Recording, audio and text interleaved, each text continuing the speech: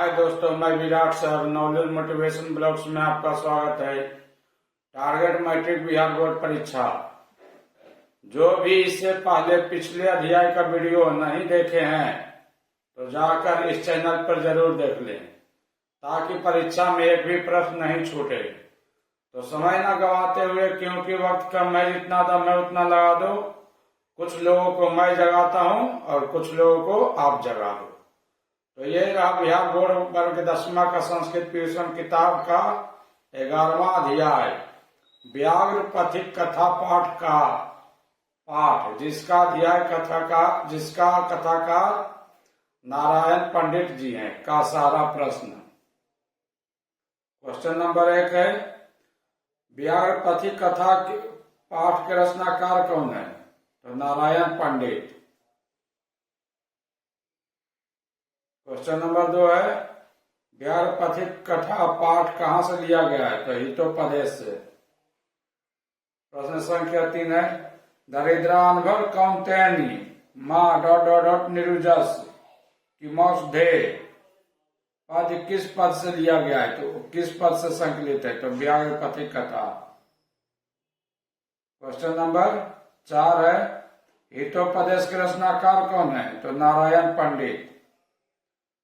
Question number 5 है, हितोपदेश में कहानियां किससे संबंधित है? तो पशु पक्षी से। प्रश्न संख्या 6 है, अनिष्टाधिष्टा लाभे अपि ... तदपि मृत्यु श्लोक किस पाठ से लिया गया है? तो व्याघ्र पथिक कथा से। फिर से क्वेश्चन नंबर 6 है, अनिष्टाधिष्टा लाभे अपि ... तदपि मृत्यवे श्लोक किस पाठ से लिया गया है? तो व्याघ्र पथिक कथा से। क्वेश्चन नंबर 7 है, बाघ हाथ फैलाकर क्या दिखाता है? तो कंगन। क्वेश्चन नंबर 8 है, सोने का कंगन ग्रहण करो, ऐसा कौन बोल रहा था? तो बाघ। क्वेश्चन नंबर 9 है, कीचड़ यानी दलदल में कौन फंस गया? तो पाथिक यानी राहगीर। क्वेश्चन नंबर 10 है, बूढ़ा बाघ क्या देना चाहता था? तो स्वर्ण कंगन यानी सोने से बना कंगन। प्रश्न संख्या 11 है, पथिक यानी राहगीर पथिक कहाँ फंस गया था? तो दलदल यानी कीचड़ में। पथिक कहाँ फंस गया था? तो दलदल यानी कीचड़ में। प्रश्न संख्या 12 है, पथिक किसके द्वारा पकड़ा गया? तो बूढ़ा बाघ के द्वारा। किसके द्वारा? तो बूढ़ा बाघ के द्वारा। प्रश्न संख्या 13 है, पथिक किसके द्वारा खाया गया? तो बूढ़ा बाघ के द्वारा। प्रश्न संख्या 14, स्नान कर यानी नहाकर, स्नान कर हाथ में कुश लेकर सरोवर के किनारे, सरोवर यानी तालाब के किनारे कौन बोल रहा था? तो बूढ़ा बाघ या बाघ। प्रश्न संख्या 15 है, मैं वंशहीन हूं किसने कहा? तो बाघ ने कहा। प्रश्न संख्या 16 है, ... भारा क्रिया बिना खाली स्थान में क्या होगा? तो ज्ञानम। क्रिया के बिना ज्ञान भार है, इसका हिंदी हुआ। 17 नंबर क्वेश्चन है, प्रवृत्ति का अर्थ क्या होता है? तो कार्य। प्रवृत्ति का अर्थ क्या होता है? तो कार्य। नंबर 17, प्रवृत्ति का अर्थ क्या होता है? तो कार्य। क्वेश्चन संख्या 18, दारा का अर्थ क्या होता है? तो पत्नी। प्रश्न संख्या 19 है, भाग से ही ऐसा संभव है, भाग से ही संभव है ऐसा किसने सोचा? तो पाथिक यानी राहगीर ने सोचा। प्रश्न संख्या 20 है, विष के संपर्क से अमृत किसका कारण बन जाता है? तो मृत्यु का। प्रश्न संख्या 21 है, युवावस्था में दुराचारी कौन था?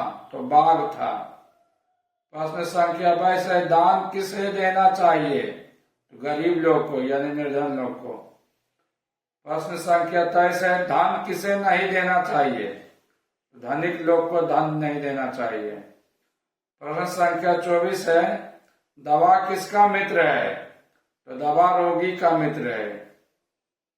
प्रश्न संख्या 25 है, क्रिया के बिना क्या बोझ होता है? तो क्रिया के बिना ज्ञान बोझ होता है। प्रश्न संख्या 26 है, किसके बिना ज्ञान बोझ के समान है? तो क्रिया के बिना ज्ञान बोझ के समान है। प्रश्न संख्या 27 है, अविश्वासी पात्र पर विश्वास करने से क्या होता है?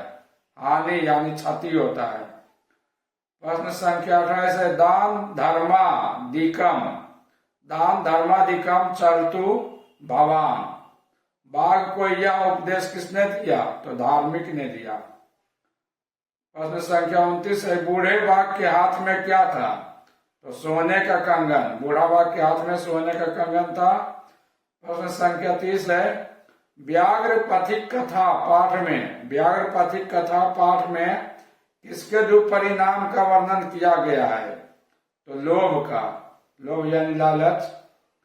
प्रश्न संख्या 31 है, इदम स्वर्ण कंगनम गृहीताम, यानी यह सोने का कंगन ग्रहण करो, ऐसा किसने कहा? तो बाघ ने कहा। प्रश्न संख्या 32 है, कथम मरात्मक है तो ही विश्वासा, किसकी उक्ति है? तो पाथिक यानी राहगीर का उक्ति है। इसका अर्थ हुआ, तुम्हारे जैसे नरभक्षी जानवर पर कैसे विश्वास कर लूं। प्रश्न संख्या 33 है, आहा महापांके पतितो असी, किसने कहा? तो बाघ ने कहा। इसका अर्थ हुआ, ओह तुम तो महान कीचड़ में फंस गए, ऐसा किसने कहा? तो बाघ ने कहा। प्रश्न संख्या 34 है, पथिक स्नान करने कहाँ गया था? तो तालाब यानी सरोवर में। प्रश्न संख्या 35 है, प्रश्न संख्या 35 है, व्याघ्र पथिक कथा हितोपदेश के किस भाग से संकलित है? तो मित्र लाभ से। प्रश्न संख्या 36 है, प्रश्न संख्या 36 है, व्याघ्र पथिक कथा पाठ में किसके लिए कौन्तेय शब्द का प्रयोग हुआ है? तो अर्जुन के लिए। प्रश्न संख्या 37 है, व्याघ्र पथिक कथा में कुत्र तवम कंकनम किसका कथन है? तो पथिक का। प्रश्न संख्या 38 है, हितोपदेश कैसा ग्रंथ है? तो बाल कथा ग्रंथ है। हितोपदेश कैसा ग्रंथ है? तो बाल कथा ग्रंथ है। तो वेल दोस्तों, मिलते हैं अगले वीडियो में नेक्स्ट पार्ट कर्णस दानवीरता के साथ। अंत में मैं कहूंगा दोस्तों, हमेशा हर हाल में रिवीजन करते रहिए, क्योंकि कहा गया है जैसा रिवीजन होता है वैसा डिवीजन आता है। ओके बाय दोस्तों।